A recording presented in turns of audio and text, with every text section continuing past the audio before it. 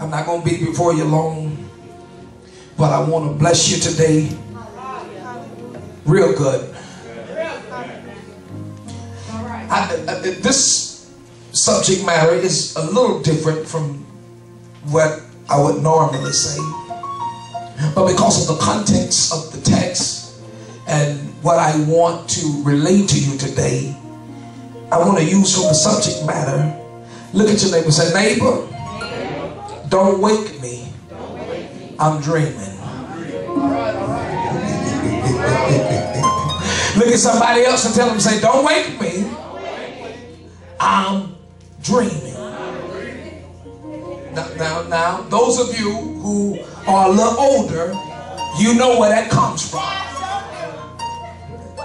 But I want to use that thought because of what I've discovered in the text. Is that all right? So say it one more time. Tell them, say, don't wake me. I'm dreaming.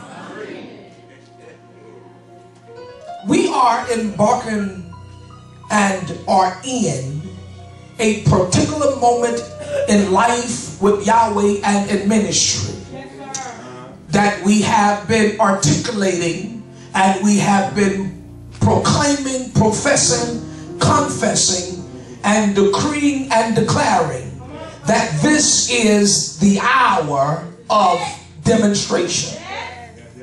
We have recalibrated our thought process and vocabulary to adjust to that which we are desiring Yahweh to do in our lives in the now. Somebody shout now. And so with that in mind, I was having a moment with Yahweh and fell upon this particular text, and it began to really speak to me in our season.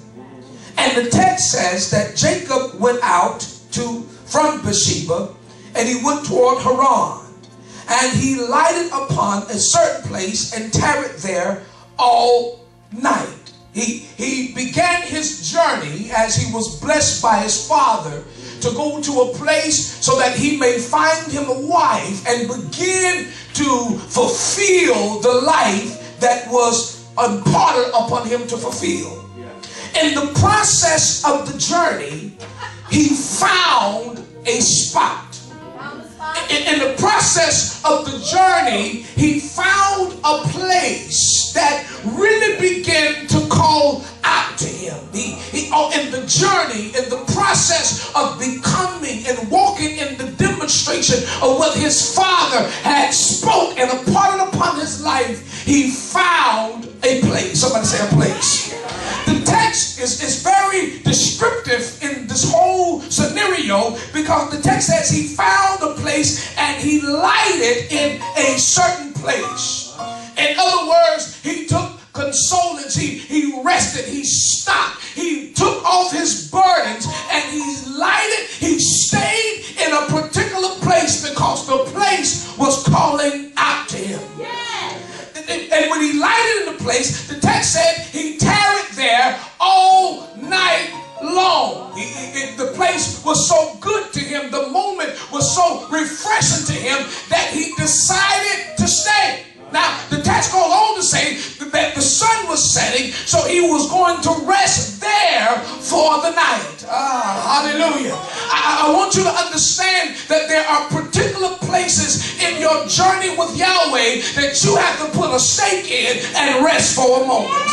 I know that we are teachers of progression and always moving forward and always pushing forward, but let me suggest to you there are some places in your journey where Yahweh begins to do something incredible, and there is where you need to take a rest.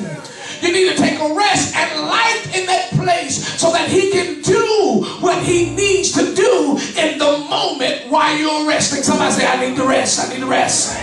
He said he stayed there. He stayed there because the sun was setting. And watch what he did. He took some stones and he placed the stones in a place so that he could lay his head upon the stones to sleep.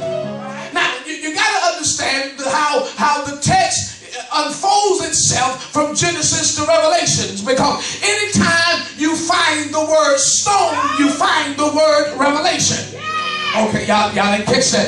Because Yahushua told Peter, upon this rock I'll build my assembly, and the gates of hell shall not what? Prevail. So Jacob found him a spot through the revelation of the encounter, and he slayed upon it for a season so that Yahweh could do what he needs to do in his life in the moment. Oh, are y'all hearing what I'm saying? He rested his head on revelation. I'm going to try it again. He rested his head on revelation. He rested his head on revelation. The way for you to get peace in the season that you are in is that you have to learn how to rest your head on revelation. You got to learn how to rest your head on revelation. Well, that may be a little high for you, so I'm going to bring it down a little lower. I talked to you on Tuesday night that you got to stay in perfect peace if your mind is stayed on him. Every now and then, in the midst of the journey, you have to learn how to fall back and recount all the word and revelation that you've heard and rest your hand on it. In other words, rest your mind on it. Put your mind on the word. Put your mind on the revelation and remember what he said, because everything he said shall happen. Okay, look at somebody, tell them, say everything. Tell them, say everything he said shall happen.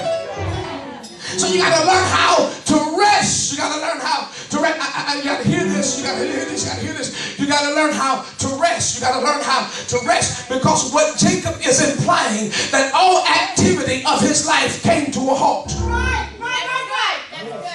See, when you fall asleep, there are no more movement that you are doing.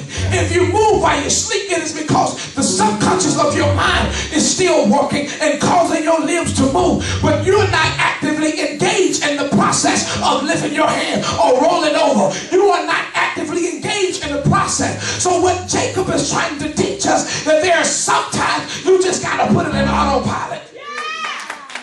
There are certain moments of your life where you got to stop doing stuff and say, Yahweh, whatever it is you want to do with me now, I yield my members. I yield myself.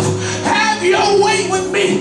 That is not to suggest that you become inactive in faith. That is not to suggest that you become inactive in trust. But it does suggest that you inactivate your flesh and allow your spirit to do what he needs to do in the season